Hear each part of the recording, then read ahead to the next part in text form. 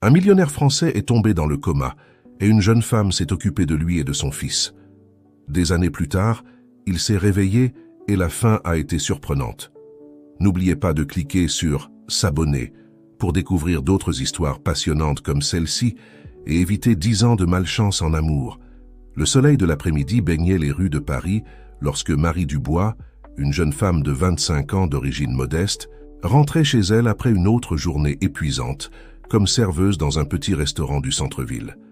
Ses cheveux noirs de jais, attachés en une queue de cheval ébouriffée, se balançaient dans la brise, tandis que ses yeux sombres observaient distraitement la circulation qui s'écoulait autour d'elle. Soudain, un fracas assourdissant brisa la monotonie de la journée. Marie se retourna juste à temps pour voir une luxueuse voiture noire S écrasée contre un lampadaire à quelques mètres d'elle. Sans réfléchir, elle courut vers le véhicule accidenté, son cœur battant la chamade dans sa poitrine. En s'approchant, elle vit un homme d'âge moyen, vêtu d'un costume coûteux, inconscient sur le volant. Le sang coulait d'une blessure sur son front et l'airbag déployé le maintenait pressé contre le siège. Marie, les mains tremblantes, tenta d'ouvrir la porte du conducteur, mais elle était coincée. « À l'aide! Que quelqu'un appelle une ambulance !» cria-t-elle désespérément, tandis qu'une petite foule commençait à se former autour de l'accident. Pendant qu'ils attendaient à l'arrivée des services d'urgence, Marie remarqua un mouvement sur le siège arrière. Avec horreur, elle réalisa qu'il y avait un enfant d'environ 8 ans, terrorisé et pleurant en silence. « Il y a un enfant là-dedans !» s'exclama-t-elle, redoublant d'efforts pour ouvrir la porte arrière. Finalement, après ce qui sembla une éternité, elle réussit à l'ouvrir. « Viens, petit, on va te sortir de là », dit-elle d'une voix douce, tendant ses bras vers l'enfant. Le petit garçon, les larmes roulant sur ses joues, s'accrocha à Marie comme si sa vie en dépendait. Elle le serra fort dans ses bras, lui murmurant des paroles de réconfort, tandis que les ambulanciers arrivaient sur les lieux. « Comment t'appelles-tu, mon chéri ?» demanda Marie, essayant de calmer l'enfant. « T'es Thomas », répondit-il entre deux sanglots. « Mon papa, est-ce que mon papa va bien ?» Marie regarda impuissante les ambulanciers travailler frénétiquement pour sortir l'homme du véhicule. « Les médecins sont en train d'aider ton papa, Thomas. Tout va bien se passer, » dit-elle, priant intérieurement pour que ses paroles soient vraies. Pendant que les ambulanciers s'occupaient du père de Thomas, un officier de police s'approcha de Marie. « Mademoiselle, pouvez-vous nous dire ce qui s'est passé ?» Marie expliqua ce qu'elle avait vu sans lâcher un seul instant le petit Thomas.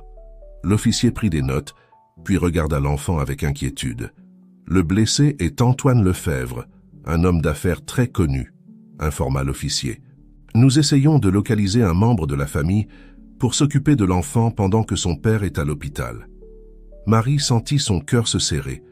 Antoine Lefebvre. Elle avait déjà entendu ce nom aux informations. Il était propriétaire de l'une des plus grandes entreprises du pays. Mais à ce moment-là, pour elle, il n'était que le père de l'enfant effrayé qu'elle tenait dans ses bras. « Je peux rester avec lui jusqu'à ce que vous trouviez quelqu'un, » proposa Marie, se surprenant elle-même. Elle n'avait aucune idée de pourquoi elle avait dit cela, mais quelque chose dans le regard perdu de Thomas la poussa à agir. L'officier la regarda avec scepticisme. « Vous êtes sûr ? C'est une grande responsabilité. » Marie acquiesça fermement. « Je ne peux pas le laisser seul. Je resterai avec lui jusqu'à ce que sa famille puisse venir. » Tandis que l'ambulance S éloignait à toute vitesse avec Antoine Lefebvre à bord, Marie se retrouva soudain au centre d'un tourbillon d'événements qui allait changer sa vie pour toujours. Sans le savoir, elle venait de faire le premier pas sur un chemin qui allait l'amener à découvrir des secrets de famille, à affronter des préjugés et, peut-être, à trouver un amour qu'elle n'avait jamais espéré. Thomas s'accrocha encore plus fort à elle, tandis que les flashs des caméras des journalistes, qui étaient déjà arrivés sur les lieux, illuminaient la nuit qui tombait sur la ville. Marie ferma les yeux un instant, se demandant dans quoi elle s'était embarquée. Mais quand elle regarda à nouveau l'enfant dans ses bras, elle sut qu'elle ne pouvait pas faire marche arrière. « Tout ira bien, Thomas », murmura-t-elle, plus pour elle-même que pour l'enfant. « Je te le promets. » Et ainsi, sous le ciel étoilé de Paris, commença une histoire qui allait entrelacer les destins de Marie. Thomas et Antoine d'une manière qu'aucun d'entre eux n'aurait pu imaginer. Les jours qui suivirent à l'accident furent un tourbillon d'émotions et de défis pour Marie. Après que les services sociaux eurent vérifié son identité et sa situation, on lui permit de s'occuper temporairement de Thomas, pendant qu'Antoine restait dans le coma à l'hôpital. La tante du garçon, Sophie Lefebvre, sœur d'Antoine, était en voyage en Europe et mettrait quelques jours à revenir. Marie emmena Thomas dans son petit appartement dans un quartier modeste de la ville. C était un endroit simple, mais accueillant, avec des murs peints de couleurs chaudes et remplis de plantes que Marie soignait avec attention. Pour Thomas, habitué à l'opulence du manoir Lefebvre, c'était un monde complètement nouveau. « Oh, c'est ici que tu vis ?» demanda Thomas, regardant autour de lui avec curiosité en entrant dans l'appartement. Marie acquiesça, soudain consciente de l'humilité de son foyer par rapport à ce à quoi l'enfant était habitué. « Oui, c'est chez moi. Je sais que ce n'est pas aussi grand que ta maison, mais j'espère que tu t'y sentiras à l'aise. » Thomas parcourut le petit salon du regard, s'arrêtant sur une photo encadrée sur une étagère. « Qui sont-ils » demanda-t-il, montrant l'image.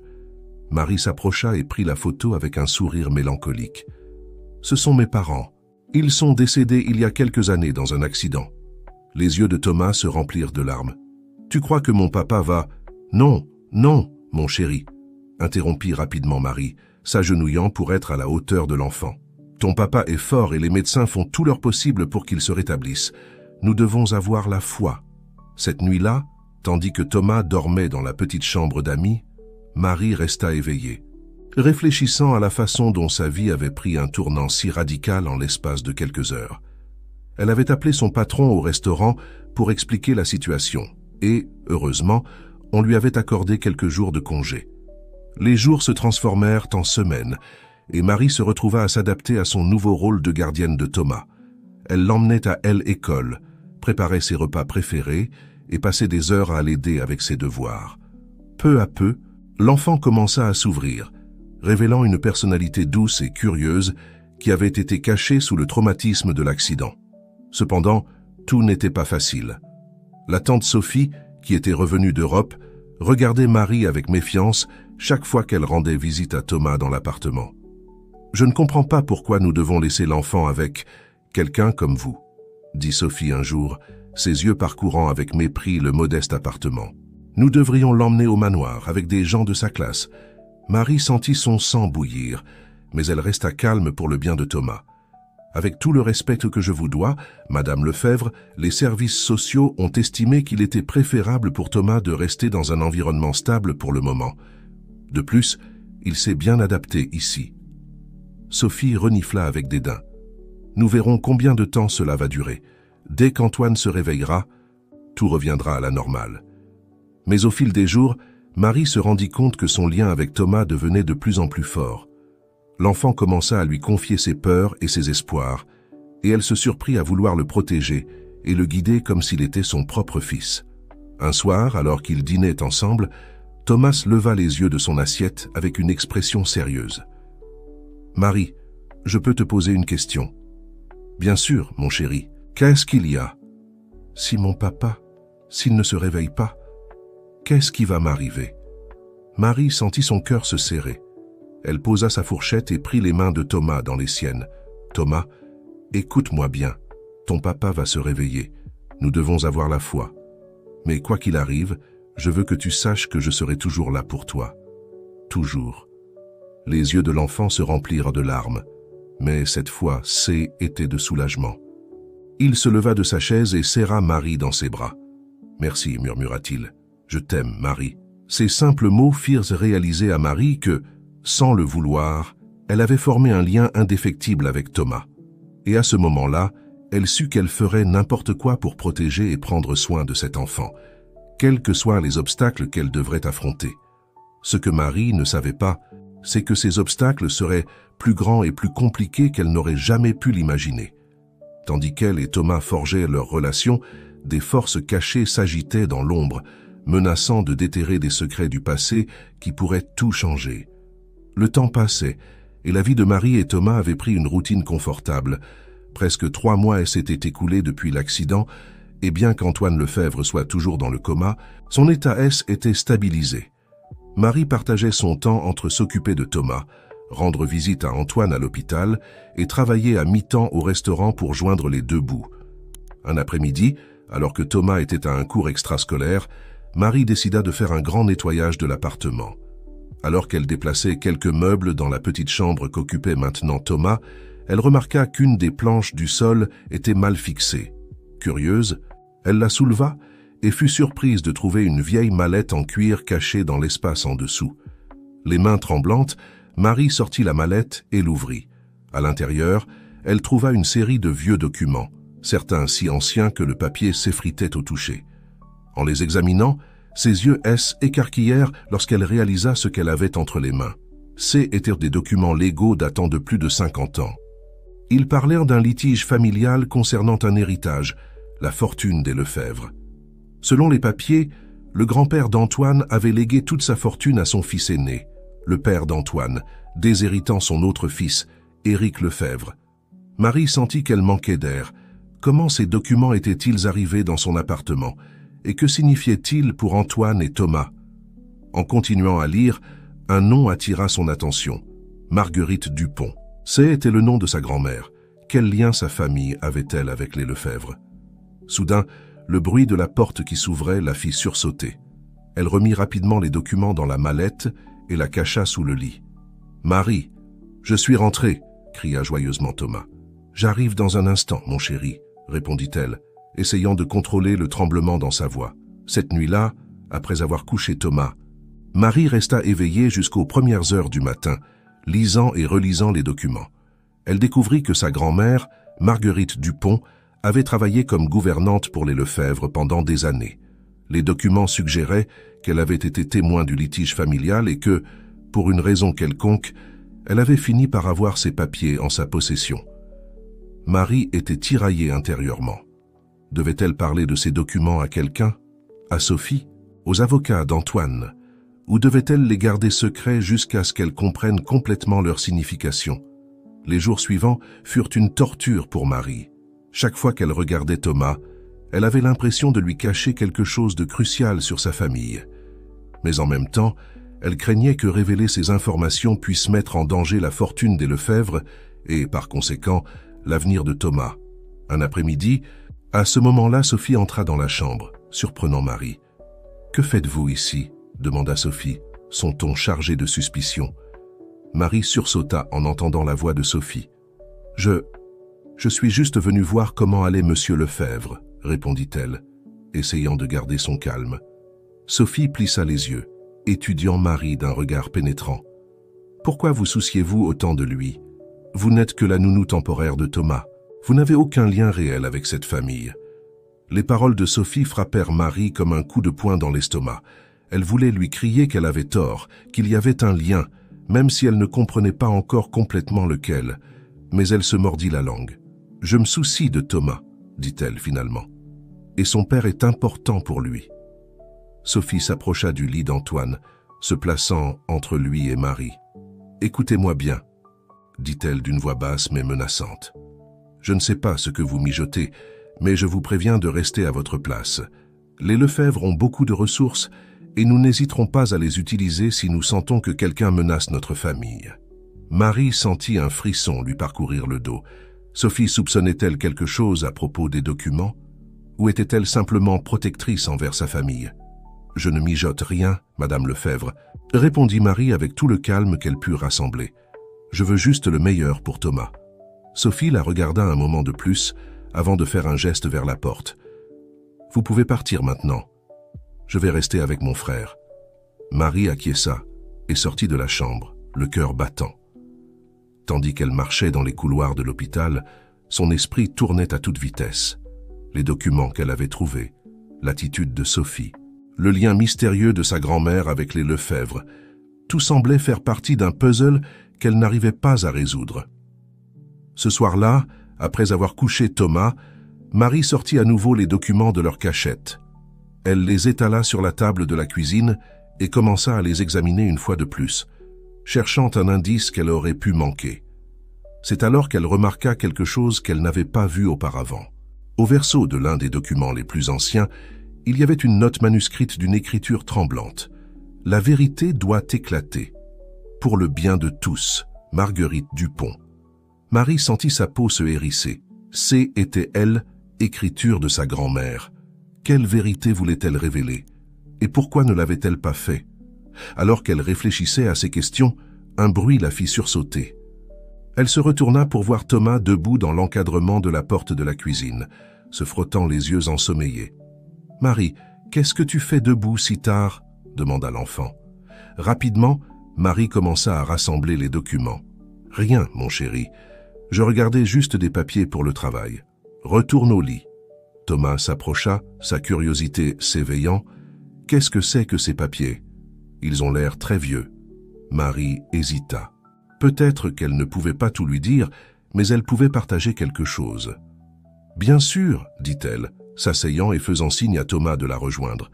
Ma grand-mère s'appelait Marguerite. C était une femme très courageuse et travailleuse. Tu sais, elle travaillait autrefois pour une famille très importante. »« Vraiment ?» demanda Thomas, intrigué. « Quelle famille ?» Marie prit une profonde inspiration. La famille Lefebvre. Les yeux de Thomas s'écarquillèrent. « Ma famille? Ta grand-mère connaissait ma famille ?» Marie hocha lentement la tête. « Oui, il y a longtemps. Mais il y a beaucoup de choses que je ne sais pas sur cette époque. J'essaie de les découvrir. » Thomas la regarda avec un mélange de confusion et d'excitation. « On peut les découvrir ensemble? Comme des détectives. » Marie ne put s'empêcher de sourire face à l'enthousiasme de l'enfant. « Peut-être, » dit-elle, lui ébouriffant affectueusement les cheveux, « mais pour l'instant, il est temps que les petits détectives retournent au lit. » Tandis qu'elle raccompagnait Thomas dans sa chambre, Marie ressentit un mélange de émotions. D'un côté, elle se sentait coupable de cacher des informations à Thomas. De l'autre, elle était déterminée à aller au fond de ce mystère, non seulement pour elle-même, mais aussi pour le bien de l'enfant qu'elle en était venue à aimer comme s'il était le sien. Cette nuit-là, allongée, éveillée dans son lit, Marie prit une décision. Elle allait enquêter plus en profondeur, découvrir la vérité que sa grand-mère voulait révéler. Et elle le ferait non seulement pour le bien des Lefebvre, mais aussi pour Thomas et pour elle-même. Ce que Marie ne savait pas, c'est que sa décision allait déclencher une série d'événements qui ébranleraient les fondations de la famille Lefebvre et changeraient sa vie à jamais. Les jours suivants furent un tourbillon d'activités pour Marie. Entre s'occuper de Thomas, rendre visite à Antoine à l'hôpital et maintenir son travail au restaurant, elle avait à peine le temps de respirer. Cependant, chaque moment libre était consacré à enquêter sur le passé de sa grand-mère et son lien avec les Lefebvre. Un après-midi, alors que Thomas était à son cours de piano, Marie décida de rendre visite à sa tante Élise, la sœur cadette de sa mère. Élise était la seule proche parente qui lui restait et la seule qui pourrait avoir des informations sur le passé de sa grand-mère. Le petit appartement d'Élise sentait le café fraîchement moulu et les biscuits à la cannelle qu'elle cuisinait toujours. Lorsque Marie lui montra les documents qu'elle avait trouvés, l'expression de sa tante passa de la surprise à l'inquiétude. « Oh, Marie !» soupira Élise, passant ses doigts ridés sur les vieux papiers. « Ta grand-mère a gardé ses secrets pendant si longtemps. Je pensais qu'elle les avait emportés dans sa tombe. »« Tante Élise, s'il te plaît, » supplia Marie. « J'ai besoin de connaître la vérité. Que s'est-il passé entre grand-mère et les Lefebvre ?»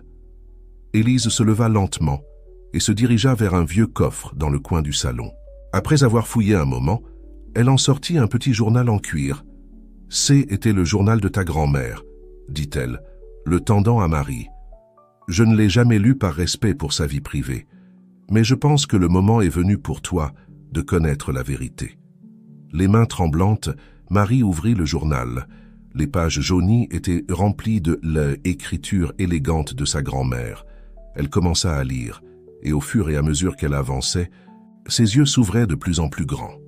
Le journal révélait une histoire d'amour interdite entre Marguerite Dupont et Éric Lefebvre, le frère cadet du père d'Antoine. Ils étaient tombés amoureux lorsque Marguerite travaillait comme gouvernante dans le manoir Lefebvre, mais leur relation avait été découverte et brutalement interrompue par la famille. Mais le plus choquant vint ensuite. Marguerite écrivait à propos d'un enfant, un bébé qu'elle avait donné en adoption pour le protéger de la colère de la famille Lefebvre. Un enfant qui, selon les dates, pourrait être « Mon Dieu !» murmura Marie, levant les yeux du journal. « Tante Élise, Est-il possible que ma mère ait été... Élise hocha lentement la tête, les larmes aux yeux. Ta mère ne l'a jamais su, Marie. Ta grand-mère a emporté ce secret dans sa tombe pour la protéger, pour te protéger, toi. Marie sentit que le monde tournait autour d'elle. Si c'était vrai, cela signifiait qu'elle faisait partie de la famille Lefebvre. Elle était la cousine d'Antoine et la tante de Thomas. Mais pourquoi grand-mère a-t-elle gardé ces documents? Demanda Marie, essayant de digérer toutes ces nouvelles informations. Je pense que ta grand-mère voulait s'assurer qu'un jour justice serait faite, répondit Élise. Éric a été injustement déshérité. Ces documents prouvent que la fortune des Lefebvre aurait dû être divisée équitablement entre les deux frères. Marie resta silencieuse pendant un long moment, son esprit tournant autour des implications de tout cela. Finalement, elle leva les yeux vers sa tante. « Que dois-je faire maintenant ?» demanda-t-elle, sa voix à peine plus qu'un murmure. Élise prit les mains de Marie dans les siennes. « Ça, ma chérie, c'est quelque chose que toi seul peux décider. Mais souviens-toi, la vérité a le pouvoir de guérir et de détruire. Utilise-la avec sagesse. » Ce soir-là, de retour dans son appartement, Marie observait Thomas pendant qu'il dormait. L'enfant qui était entré dans sa vie par hasard s'avérait être son neveu. Elle ressentit une vague d'amour et de protection qui le submergea presque. Mais avec cet amour vint la peur. Que se passerait-il si elle révélait la vérité? Comment cela affecterait-il Thomas, Antoine, toute la famille Lefebvre? Et qu'est-ce que cela signifiait pour elle et sa relation avec eux? Tandis qu'elle contemplait ces questions, le téléphone sonna, la faisant sursauter. « C était l'hôpital. Mademoiselle Dubois, » dit la voix à l'autre bout du fil. « C'est à propos de Monsieur Lefebvre. Il y a eu un changement dans son état. » Le cœur de Marie s'arrêta un instant. « Que s'est-il passé ?» demanda-t-elle, craignant la réponse. « Monsieur Lefebvre a montré des signes d'activité cérébrale accrue. Les médecins pensent qu'il pourrait être en train de sortir du coma. » Marie ressentit un mélange de soulagement et d'anxiété. D'un côté, elle était heureuse qu'Antoine puisse se rétablir. De l'autre, elle savait que son réveil changerait tout. Et maintenant, avec les connaissances qu'elle avait, les choses étaient devenues infiniment plus compliquées. Alors qu'elle raccrochait le téléphone, Marie regarda à nouveau Thomas. Elle prit une décision à ce moment-là. Peu importe ce qui arriverait, elle protégerait cet enfant et ferait ce qui serait le mieux pour lui, même si cela signifiait affronter la puissante famille Lefebvre et révéler des vérités longtemps enterrées. Ce que Marie ne savait pas, c'est que ses actions dans les jours à venir ne changeraient pas seulement sa vie et celle de Thomas, mais ébranleraient les fondements mêmes de la famille Lefebvre, déclenchant une série d'événements que personne n'aurait pu prévoir. L'hôpital bourdonnait d'activité lorsque Marie arriva tôt le lendemain matin. Elle avait laissé Thomas aux soins d'une voisine de confiance, promettant de revenir bientôt avec des nouvelles de son père. Alors qu'elle se dirigeait vers la chambre d'Antoine, son esprit était un tourbillon d'émotions et de pensées contradictoires. En tournant au coin du couloir menant à la chambre d'Antoine, elle se retrouva face à face avec Sophie. La femme semblait épuisée, avec des cernes sombres sous les yeux, mais il y avait une lueur d'espoir dans son regard que Marie n'avait jamais vue auparavant. « Que faites-vous ici ?» demanda Sophie, son ton moins hostile que d'habitude.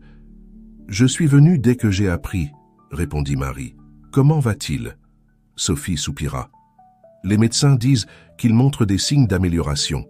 Ils pensent qu'il pourrait se réveiller à tout moment. » Marie ressentit une vague de soulagement mêlée d'anxiété. « C'est merveilleux, » dit-elle, essayant de garder son calme. « Oui, ça l'est, » acquiesça Sophie. Puis, à la surprise de Marie, elle ajouta « Merci d'avoir pris soin de Thomas tout ce temps.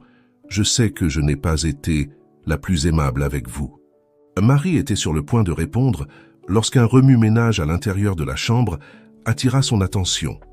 Les deux femmes se précipitèrent à l'intérieur pour trouver Antoine Lefebvre, après des mois de coma, les yeux ouverts et essayant de parler. « Antoine !» s'exclama Sophie, courant vers le lit de son frère. Marie resta en retrait, observant la scène avec un mélange de émotions. Voir Antoine réveillé, essayant de communiquer, la remplit d'une joie inattendue. Mais en même temps, le poids des secrets qu'elle connaissait maintenant se fit encore plus lourd. Les jours suivants furent un tourbillon d'activités.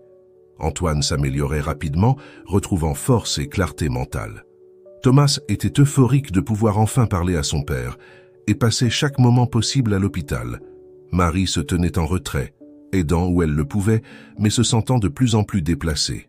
Elle savait qu'elle devait prendre une décision sur ce qu'elle allait faire des informations qu'elle avait découvertes. Mais chaque fois qu'elle voyait le bonheur dans les yeux de Thomas, les mots restaient coincés dans sa gorge. Ce fut une semaine après le réveil d'Antoine que tout changea. Marie était allée à l'hôpital pour ramener Thomas à la maison après sa visite quotidienne. Lorsqu'elle entra dans la chambre, elle trouva Antoine seul, assis sur le lit et regardant par la fenêtre. « Oh, monsieur Lefebvre, dit doucement Marie, je suis venue chercher Thomas. » Antoine se tourna vers elle, ses yeux et elle, étudiant avec une intensité qui la mit mal à l'aise. « Marie, dit-il, sa voix encore un peu rauque par le manque d'usage. « S'il vous plaît, asseyez-vous. Il y a quelque chose dont je voudrais vous parler. » Le cœur battant fort, Marie s'assit sur la chaise à côté du lit. « Il se passe quelque chose. »« Monsieur Lefebvre ?» Antoine sourit légèrement. « D'abord, s'il vous plaît, appelez-moi Antoine. Après tout ce que vous avez fait pour mon fils, je pense que nous avons gagné cette familiarité. » Marie acquiesça, ne sachant pas quoi dire. « Thomas m'a tout raconté sur ce que vous avez fait pour lui ces derniers mois, » continua Antoine. « Comment vous avez pris soin de lui, comment vous l'avez soutenu. Je n'ai pas de mots pour vous remercier. »« Vous n'avez pas à me remercier, » répondit rapidement Marie. « Je l'ai fait avec plaisir. Thomas est un enfant merveilleux. » Antoine la regarda longuement avant de parler à nouveau. « Il y a autre chose, n'est-ce pas? Quelque chose que vous ne me dites pas. » Marie sentit son sang se glacer. Comment pouvait-il le savoir? Thomas avait-il dit quelque chose à propos des documents? « Je ne sais pas de quoi vous parlez, » dit-elle, essayant de garder son calme. Antoine se pencha en avant, ses yeux fixés sur les siens. « Marie, j'ai passé ma vie dans le monde des affaires. Je sais quand quelqu'un me cache quelque chose. Et depuis que je me suis réveillé, j'ai remarqué comment vous me regardez, comment vous vous comportez autour de Thomas et de moi. Il y a quelque chose qui vous pèse, quelque chose d'important. » Marie sentit les larmes commencer à se former dans ses yeux. C'était le moment. Elle devait prendre une décision. « Antoine, » commença-t-elle, sa voix tremblant légèrement. « Il y a quelque chose que j'ai découvert pendant que vous étiez dans le coma. Quelque chose sur votre famille et la mienne. » Et ainsi, le cœur dans la gorge, Marie commença à raconter l'histoire. Elle lui parla des documents qu'elle avait trouvés, du journal de sa grand-mère, de la relation entre Marguerite Dupont et Éric Lefebvre, et de la possibilité qu'elle soit, en fait, membre de la famille Lefebvre. Pendant qu'elle parlait, elle vit l'expression d'Antoine passer de la surprise à l'incrédulité, puis à une profonde réflexion. « C'est incroyable, » dit finalement Antoine quand Marie eut terminé son récit. « Si ce que vous dites est vrai, cela change tout. »« Je sais, » dit Marie, les larmes coulant librement sur ses joues maintenant. « Et j'en suis tellement désolée, je ne voulais pas causer de problème. J'ai pensé à ne rien dire, à partir sans... »« Non, » l'interrompit Antoine, prenant sa main. « Ne vous excusez pas. Vous avez fait ce qu'il fallait en me le disant. » Marie le regarda, surprise par la douceur dans sa voix. « Marie, » continua Antoine, « si c'est vrai, cela signifie que vous êtes de la famille. Cela signifie que vous avez donné à Thomas l'amour d'une tante, sans même le savoir. Mais que va-t-il se passer maintenant ?» demanda Marie, craignant la réponse. Antoine soupira profondément. Maintenant, il savait que ce n'était que le début d'une série de conversations difficiles qu'il devrait avoir. « Viens ici, mon fils, » dit Antoine, tendant son bras libre vers Thomas. « Il y a quelque chose d'important que nous devons te dire. » Sophie, qui avait observé la scène en silence, fit un pas en avant. « Que se passe-t-il, Antoine? Qu'as-tu à dire à Thomas ?» Antoine regarda sa sœur, puis Marie, et finalement son fils. « La vérité, Sophie. Il est temps que nous connaissions tous la vérité. » Et ainsi, dans cette chambre d'hôpital, entourée de machines qui avaient maintenu Antoine en vie pendant des mois, la famille Lefebvre se prépara à affronter des révélations qui changeraient leur vie à jamais. Ce qu'aucun d'entre eux ne savait, c'est que cette vérité, longtemps enterrée, n'affecterait pas seulement leurs relations personnelles, mais aurait aussi des répercussions sur l'empire commercial des Lefebvre, déclenchant une série d'événements qui mettraient à l'épreuve les liens familiaux et révéleraient la véritable nature de chacun d'entre eux. Les jours qui suivirent le réveil d'Antoine et la révélation de Marie furent un tourbillon d'émotions et de confrontations. La famille Lefebvre fut ébranlée jusqu'à ses fondations par les nouvelles du lien de Marie avec leur lignée. Thomas, dans son innocence enfantine, était excité par l'idée que Marie soit vraiment sa tante. Pour lui, cela signifiait simplement que la femme qu'il avait appris à aimer comme une mère faisait désormais officiellement partie de sa famille. « Ça veut dire que tu vas rester avec nous pour toujours ?» demanda Thomas à Marie un après-midi, ses yeux brillants d'espoir. Marie, sentant un nœud dans sa gorge, ne put qu'étreindre l'enfant avec force. « Je ne sais pas ce qui va se passer, mon chéri, » répondit-elle honnêtement. « Mais quoi qu'il arrive, je serai toujours là pour toi. » Sophie, en revanche, n'accueillit pas les nouvelles aussi bien. Au début, elle refusa de croire l'histoire de Marie, l'accusant d'être une opportuniste cherchant à profiter de la fortune des Lefebvre. « C'est ridicule !» s'exclama Sophie lors d'une réunion de famille tendue. « Comment pouvons-nous croire quoi que ce soit de tout cela? Cette femme apparaît de nulle part et soudain, il s'avère qu'elle fait partie de notre famille. C'est absurde. » Antoine, cependant, garda son calme. « Sophie, dit-il d'une voix ferme, je comprends ton scepticisme, mais les documents que Marie a trouvés sont authentiques. J'ai fait vérifier par nos avocats. »« Et alors ?» répliqua Sophie. « Ça ne prouve rien, ça pourrait être une escroquerie élaborée. » C'est alors qu'Antoine lâcha la bombe qui allait tout changer. « J'ai demandé un test ADN, dit-il, regardant directement Marie. « Si vous êtes d'accord, bien sûr. » Marie acquiesça lentement. « Bien sûr, dit-elle. Je veux que tout le monde connaisse la vérité autant que vous. » Les résultats du test ADN arrivèrent une semaine plus tard, confirmant ce que Marie savait déjà dans son cœur. Elle faisait effectivement partie de la famille Lefebvre. La nouvelle tomba comme une bombe dans le monde des affaires et de la société parisienne. Les titres des journaux criaient à propos de l'héritière perdue des Lefebvre, et les paparazzis commencèrent à traquer Marie partout où elle allait.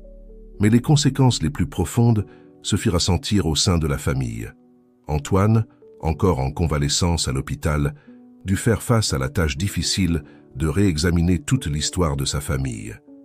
Les documents que Marie avait trouvés ne révélaient pas seulement son lien avec les Lefebvre, mais aussi l'injustice commise envers Éric, le frère déshérité de son père. « Ça, nous devons faire ce qui est juste », dit Antoine à Marie un après-midi, alors qu'ils examinaient ensemble les vieux documents. « Mon oncle Éric a été traité injustement, et vous, en tant que sa petite-fille, avez droit à une part de l'héritage des Lefebvre. » Marie se sentit submergée par la générosité d'Antoine. « Je ne veux pas causer de problème, » dit-elle. « Je n'ai jamais eu l'intention de réclamer quoi que ce soit. » Antoine prit sa main, lança-t-elle à Antoine lors d'une discussion animée. « Tu es prêt à donner la moitié de notre entreprise à une femme que nous connaissons à peine. »« Je ne donne rien, » répondit calmement Antoine. « Je corrige une erreur du passé. Et Marie n'est pas une étrangère, Sophie. C'est de la famille. » Au fil des jours, la tension au sein de la famille Lefebvre augmentait. Marie se retrouva prise au milieu d'un tourbillon d'émotions contradictoires. D'un côté, elle était heureuse d'avoir trouvé sa véritable identité et d'avoir un lien plus profond avec Thomas. De l'autre, elle se sentait coupable d'avoir causé tant de chaos dans la vie des Lefebvre. Un soir, alors que Marie contemplait le ciel étoilé depuis le balcon de son petit appartement, elle entendit un léger coup à la porte. En ouvrant, elle se retrouva face à face avec Antoine. « Puis-je entrer ?» demanda-t-il, sa voix douce mais chargée de émotion. Marie acquiesça, s'écartant pour le laisser entrer. Antoine marcha lentement vers le centre du salon, ses yeux parcourant l'espace modeste que Marie appelait son foyer. « Vous savez, dit-il finalement, se tournant vers elle, en toutes ces années, entouré de luxe et de pouvoir, je ne me suis jamais senti aussi en paix que je le suis ici, avec vous et Thomas. » Marie sentit son cœur s'accélérer. « Antoine, je... »« Non, laissez-moi finir, » l'interrompit-il doucement. « Marie, c'est moi où vous avez pris soin de Thomas. La façon dont vous avez géré toute cette situation, vous m'avez montré une force et une bonté dont j'ignorais l'existence, et je me suis rendu compte de quelque chose. » Il fit un pas vers elle, prenant ses mains dans les siennes. « Je suis tombé amoureux de vous, Marie, pas seulement comme la tante de mon fils ou comme un membre de ma famille. Je suis tombé amoureux de vous en tant que femme. » Marie sentit qu'elle manquait d'air. Elle avait lutté contre ses propres sentiments pendant des semaines, se convainquant que C était inapproprié, impossible.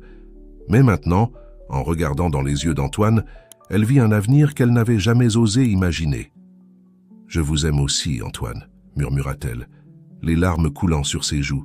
Juste au moment où Antoine se penchait pour l'embrasser, un fort coup à la porte les fit sursauter. Marie ouvrit pour trouver Sophie, pâle et tremblante. « Vous devez venir avec moi, dit Sophie, sa voix chargée d'urgence. C'est à propos de l'entreprise. Quelqu'un essaie d'en prendre le contrôle. Et je crois savoir qui c'est. » Antoine et Marie échangèrent un regard inquiet. Juste au moment où les choses semblaient s'arranger, un nouveau défi se présentait à eux. Mais cette fois, ils affronteraient ce qui allait venir ensemble, en tant que famille. Ce qu'ils ne savaient pas, c'est que ce nouveau défi mettrait à l'épreuve leur amour, leur loyauté et leur détermination comme jamais auparavant. La lutte pour le contrôle de l'entreprise Lefebvre était sur le point de commencer, et avec elle, des secrets encore plus sombres du passé allaient être déterrés. La nuit où Sophie fit irruption dans l'appartement de Marie marqua le début d'une bataille épique pour le contrôle de l'Empire Lefebvre. Le lendemain matin, les titres des journaux financiers criaient à propos d'une offre d'achat hostile de la part d'une mystérieuse entreprise appelée Phoenix Investissement. Antoine, encore en convalescence, mais déterminé à protéger l'héritage de sa famille, convoqua une réunion d'urgence au manoir Lefebvre. Marie, se sentant déplacée dans le salon opulent rempli d'hommes d'affaires en costume, s'assit silencieusement à côté de Thomas, qui avait insisté pour être présent. « Messieurs, » commença Antoine, sa voix ferme malgré sa faiblesse physique, « nous faisons face à la plus grande menace que notre entreprise ait jamais connue.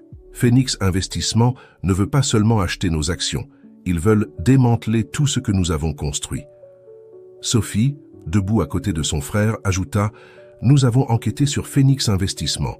C'est une société écran, créée il y a à peine quelques mois, mais nous avons découvert autre chose. » Elle fit une pause, regardant directement Marie.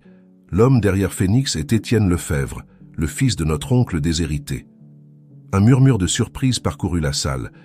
Marie sentit son sang se glacer. Son cousin, qu'elle n'avait jamais rencontré, était derrière tout cela. Antoine leva une main pour faire taire le tumulte.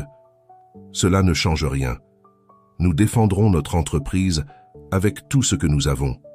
Mais, ajouta-t-il, regardant Marie, nous devons aussi reconnaître les erreurs du passé. Il est temps de faire les choses correctement. » Les jours suivants furent un tourbillon d'activités.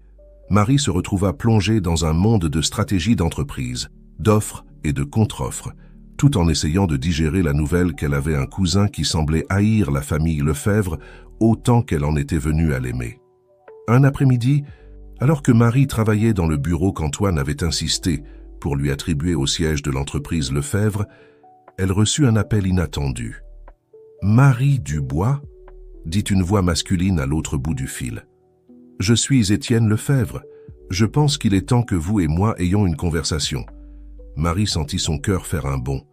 « Comment avez-vous eu ce numéro ?»« J'ai mes ressources, » répondit Étienne avec un rire sec. « Après tout, je suis un Lefebvre, tout comme vous. » Marie jeta un regard nerveux vers la porte de son bureau, se demandant si elle devait alerter Antoine. « Que voulez-vous » demanda-t-elle finalement. « Je veux que nous nous rencontrions, » dit Étienne. « Seul, sans Antoine, sans avocat, juste vous et moi, en famille. » Contre son meilleur jugement, Marie accepta de rencontrer Étienne dans un café discret du centre-ville. Quand elle arriva, elle le reconnut immédiatement. Il avait les mêmes yeux perçants qu'Antoine, mais il y avait une dureté dans son regard qui la fit frissonner. « Cousine, » dit Étienne, se levant pour la saluer. « Enfin, nous nous rencontrons. » Marie s'assit en face de lui, ne sachant pas à quoi s'attendre. « Pourquoi faites-vous cela, Étienne ? Pourquoi voulez-vous détruire l'entreprise de votre famille ?» Étienne sourit, mais le geste n'atteignit pas ses yeux. « Ma famille ? La même famille qui a déshérité mon père, qui nous a condamnés à une vie de pauvreté pendant qu'il vivait dans l'opulence. »« Non, Marie, ce n'est pas ma famille, mais Antoine veut arranger les choses, » argumenta Marie. « Il est prêt à vous reconnaître, à partager. »« Partager ?» interrompit Étienne avec un rire amer. « Je ne veux pas de ces miettes. Je veux ce qui me revient de droit. Et vous, cousine, vous devriez être de mon côté. Après tout, ne vous ont-ils pas aussi maintenu dans l'ignorance toutes ces années? Marie sentit un frisson lui parcourir le dos. Il y avait une vérité inconfortable dans les paroles de Étienne, mais aussi une amertume qui l'effrayait. « Que voulez-vous vraiment ?» demanda-t-elle finalement. Étienne se pencha en avant, ses yeux brillants d'une intensité presque fébrile. « Je veux que vous vous joigniez à moi, Marie. Ensemble, nous pouvons prendre le contrôle de l'entreprise Lefebvre. Nous pouvons réclamer ce qui nous revient de droit. » Marie eut le souffle coupé. « Vous voulez que je trahisse Antoine? Thomas, je veux que vous fassiez ce qui est juste, » répondit Étienne. « Pensez-y, Marie. Vous et moi, les héritiers perdus, prenant le contrôle de l'empire qui nous a été refusé. C'est poétique, n'est-ce pas? » Marie se leva brusquement, se sentant nauséeuse. « Je suis désolé, Étienne. Je ne peux pas faire ça. Je ne trahirai pas les personnes qui m'ont accueilli, qui m'ont montré un amour inconditionnel. » Étienne la regarda avec un mélange de déception et de mépris. « Vous êtes faible, cousine, mais peu importe, je prendrai ce qui m'appartient, avec ou sans votre aide. » Marie sortit en courant du café, son esprit tournoyant. Elle savait qu'elle devait parler à Antoine de cette rencontre, mais elle craignait les conséquences. Comment réagirait-il en apprenant qu'elle avait rencontré secrètement l'ennemi? Lorsqu'elle arriva au manoir Lefebvre, elle trouva Antoine dans son bureau, entouré de papiers et avec une expression préoccupée sur le visage. « Antoine, » dit-elle doucement, fermant la porte derrière elle, « il y a quelque chose que je dois vous dire. » Antoine leva les yeux, son visage s'adoucissant en la voyant. « Que se passe-t-il? » « Mon amour ?» Marie prit une profonde inspiration et commença à raconter sa rencontre avec Étienne. Elle vit l'expression d'Antoine passer de la surprise à l'inquiétude et enfin à une détermination de fer. « Merci de me l'avoir dit, » dit-il finalement, prenant ses mains dans les siennes. « Je sais que ça n'a pas dû être facile. Vous n'êtes pas en colère ?» demanda Marie, surprise. Antoine sourit tristement. « Comment pourrais-je le être? Étienne a raison sur un point. Notre famille a commis de terribles erreurs dans le passé. Mais cela ne justifie pas ce qu'il fait maintenant. » Il se leva et marcha vers la fenêtre, regardant les jardins du manoir. « Marie, je crois qu'il est temps de prendre une décision drastique, une décision qui changera l'avenir des Lefebvre pour toujours. » Marie le regarda, intriguée et un peu effrayée. « Qu'avez-vous en tête ?» Antoine se tourna vers elle, ses yeux brillant d'un mélange de détermination et d'espoir. « Je vais diviser l'entreprise, équitablement, entre tous les héritiers Lefebvre. Vous, Étienne, Sophie, Thomas, tous auront leur juste part. » Marie en eut le souffle coupé. « Mais Antoine, êtes-vous sûr? Cela signifierait renoncer à une grande partie de votre contrôle sur l'entreprise. »« Je sais, » acquiesça Antoine. « Mais c'est la bonne chose à faire. C'est la seule façon de guérir les blessures du passé et de construire un avenir ensemble. » À ce moment-là, la porte du bureau s'ouvrit brusquement. Sophie entra, le visage pâle de fureur. « J'ai tout entendu, » cria-t-elle. « Comment peux-tu même envisager cela, Antoine? C'est de la folie. » Derrière Sophie, Thomas passa timidement la tête, ses grands yeux effrayés par la scène qui se déroulait devant lui. Antoine regarda sa sœur, puis son fils, et enfin Marie. À cet instant, il sut que la décision qu'il prendrait n'affecterait pas seulement l'avenir de l'entreprise, mais celui de toute sa famille. « Sophie, » dit-il calmement, « je comprends ta colère. Mais s'il te plaît, écoute-moi, j'ai un plan. » Tandis qu'Antoine commençait à expliquer sa vision pour l'avenir des Lefebvre, Marie sentit qu'ils étaient au bord d'un grand changement. Que ce soit pour le meilleur ou pour le pire, rien ne serait plus jamais pareil après cette nuit. Ce qu'aucun d'entre eux ne savait, c'est que Étienne Lefebvre avait ses propres plans. Des plans qui allaient bien au-delà d'une simple prise de contrôle de l'entreprise. Et ces plans étaient sur le point de mettre en danger non seulement l'entreprise familiale, mais aussi les vies mêmes de tous ceux impliqués. Les jours qui suivirent la révélation d'Antoine furent un tourbillon d'activités. La nouvelle que le patriarche des Lefebvre prévoyait de diviser équitablement l'entreprise entre tous les héritiers secoua le monde des affaires français. Les gros titres criaient à la fin d'une ère et à la révolution dans l'empire Lefebvre. Sophie, Après son explosion initiale, S était plongée dans un silence tendu. Elle passait des heures enfermée dans son bureau, faisant des appels et rencontrant des avocats. Marie craignait qu'elle ne prépare une sorte de contre-attaque légale. Pendant ce temps, Étienne Lefebvre avait intensifié son offensive. Les attaques médiatiques contre la famille Lefebvre devinrent plus féroces, révélant des scandales du passé et remettant en question l'intégrité d'Antoine.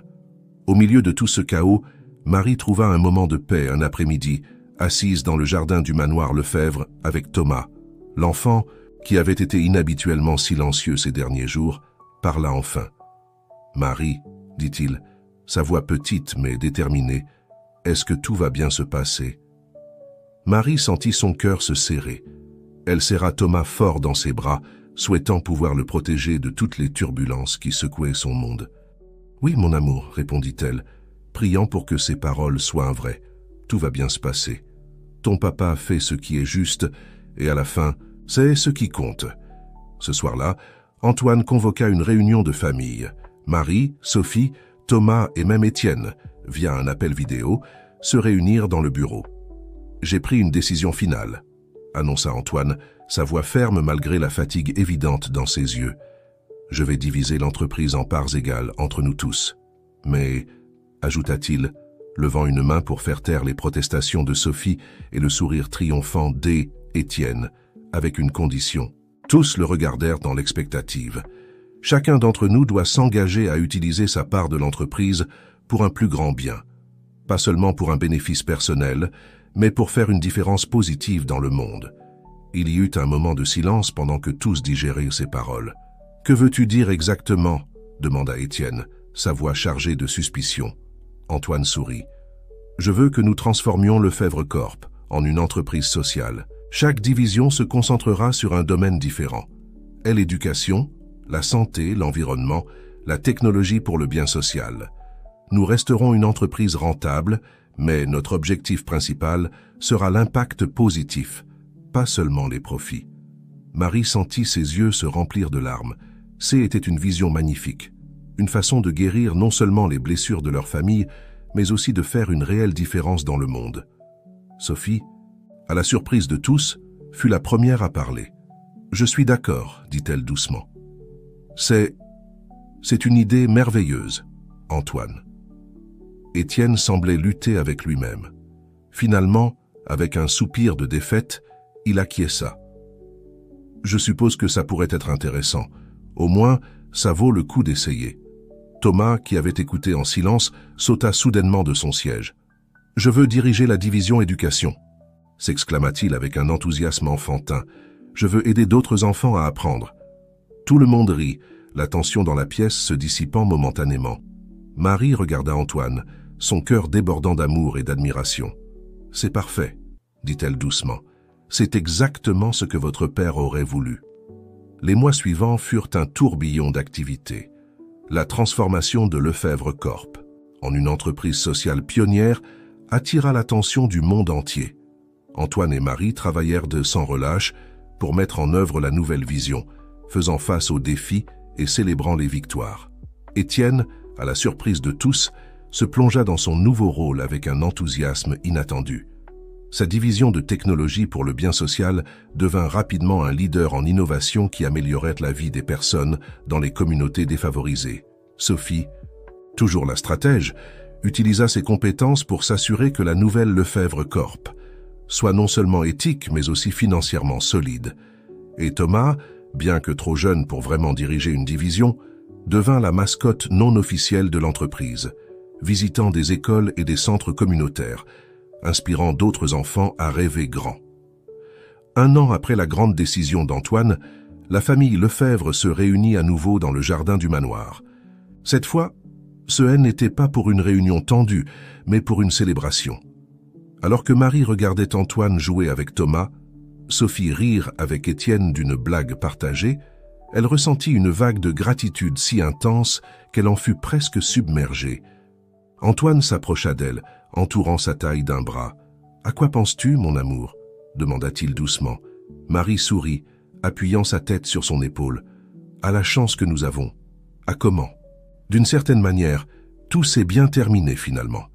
Antoine acquiesça, embrassant son front. « Tu sais, dit-il, je pense que c'est ce que ta grand-mère voulait tout ce temps. Pas seulement la justice, mais la réconciliation, une opportunité pour la famille de guérir et de grandir ensemble. » Marie sentit ses yeux se remplir de larmes. « Je pense que tu as raison, » murmura-t-elle. À ce moment-là, Thomas courut vers eux, ses yeux brillants d'excitation.